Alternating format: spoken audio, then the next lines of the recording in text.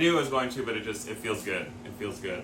I want to kill it. I want to check the oil level and make sure it's good to go. And if oil level's good to go, I'm going to let this thing get a heat cycle to let the cooling system kind of build pressure and see where we fall on levels for that.